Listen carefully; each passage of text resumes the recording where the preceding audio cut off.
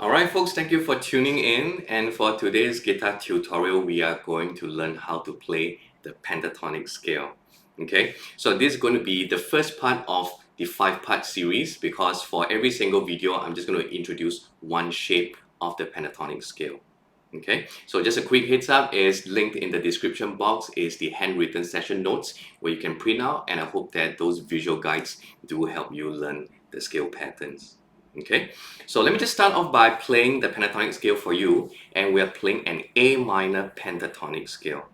So do take note, we are not playing a couple of notes at the same time, we are only focusing on playing one note at a time.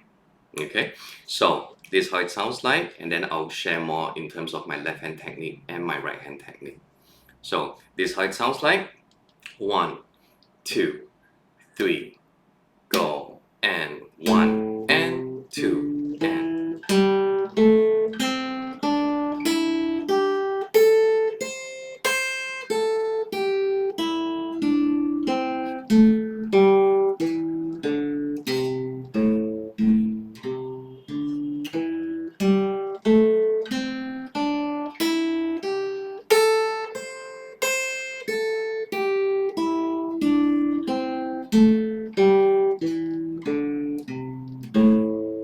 alright. So what you're seeing here is that whenever I'm trying to play those scale patterns, I'm actually keeping my thumb at the back of the neck. So check this out, I'm keeping it pointing upwards towards the ceiling. Okay, and the back of your thumb should always be kind of between your index finger and your middle finger. If it skews towards one of the fingers, that's fine, but we always want to try and make sure that somewhere here. Alright, can you see the thumb placement? Right? So now I'm going to use my index finger to play the 5th fret of your 6th string, and that is your A note. Okay, so you can just kind of start off with playing with your thumb for every single note, the thumb of your right hand. Okay, just to get comfortable with the shape of your left hand.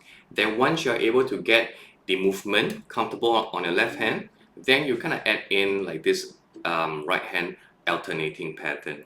Alright, I might share more later, but let's get the left hand notes down.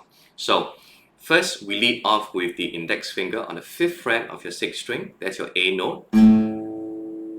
Then I'm going to stretch over my pinky over to the 8th fret of the same string.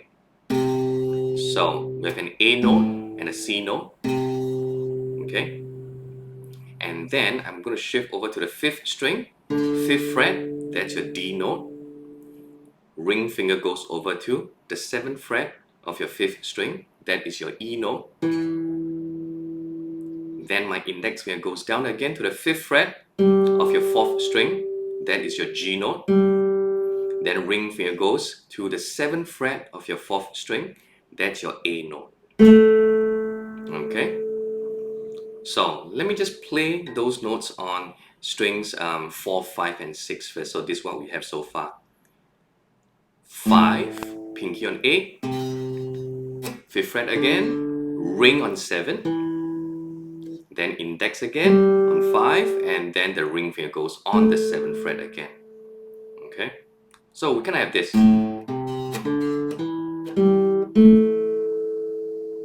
Okay, A, C, D note, an E note, a G note, going back to your A note an octave higher. Okay, so that's for strings 4, 5, and 6. Now let's move on to the notes on string number 3. So now my index finger is on the 5th fret of your 3rd string, that's your C note. And then we have the ring finger right here on the D note, 7th fret of your 3rd string. Then one more down, index finger goes to the 5th fret of your 2nd string, that's your E note. Pinky goes over to the 8th fret of your 2nd string, that's your G note.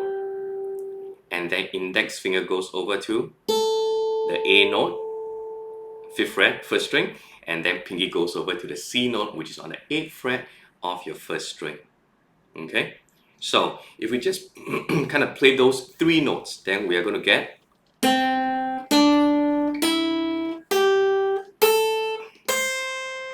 right. So index finger, 5th fret of your 3rd string, and then you go all the way up to the pinky on the 8th fret of your 1st string. So this is how it sounds like again.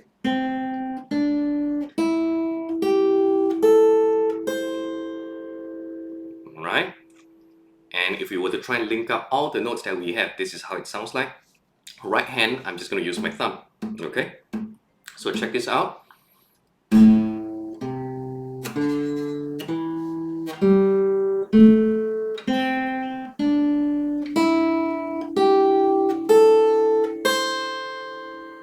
Again, try and see if you're able to follow me. Ready? 1, 2, 3, go.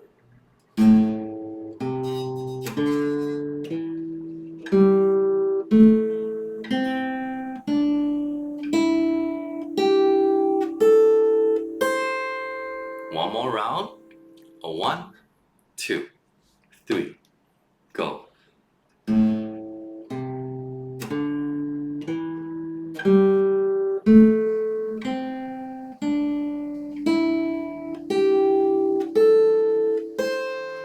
Okay?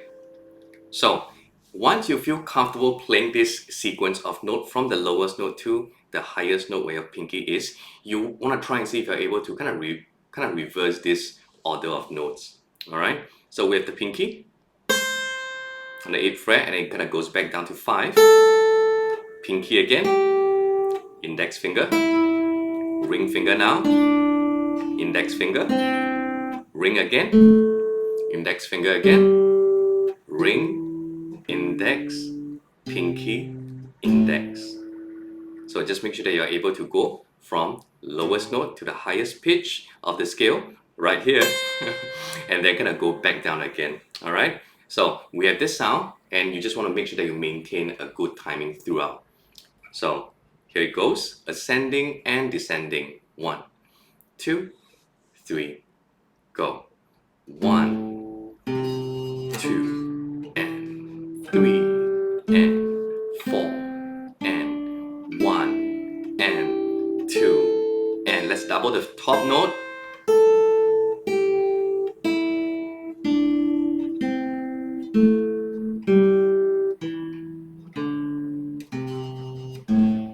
Alright, so just spend some time and try and make sure that you get a good flow.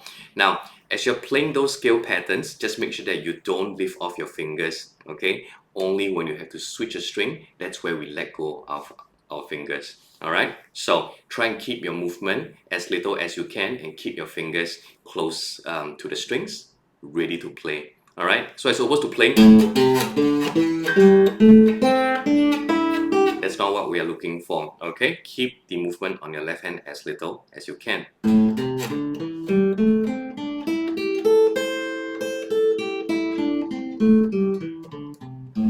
Okay, so that's what we have.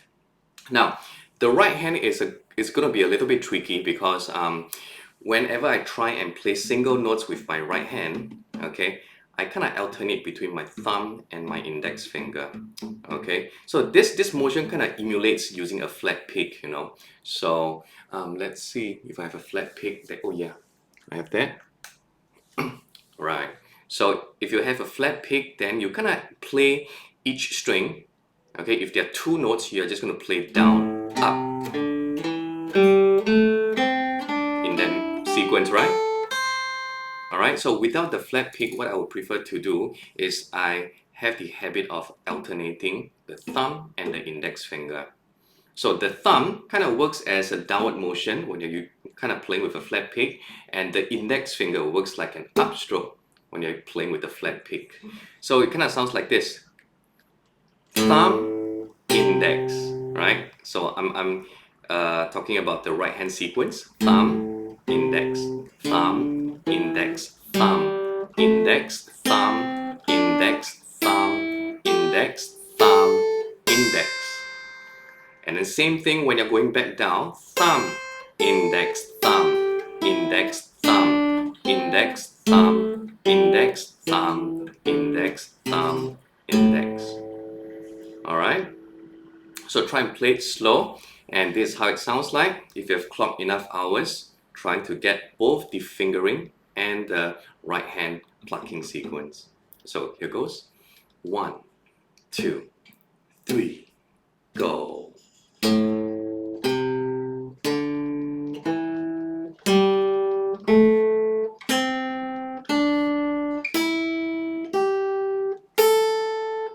Reverse.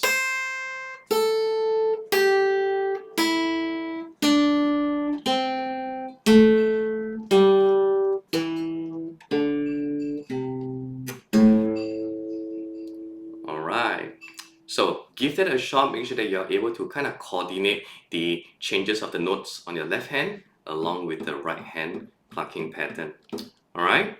Then once you're able to get both of your hands kind of like working smoothly, then you can try and add some extra notes on your own. Okay, extra notes as in, now you don't always have to follow the sequence in playing ascending and descending.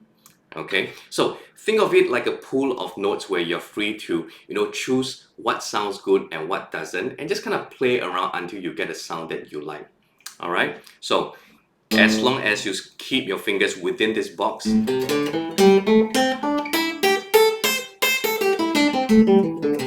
whatever you play is going to sound good. So for example, I could play like this.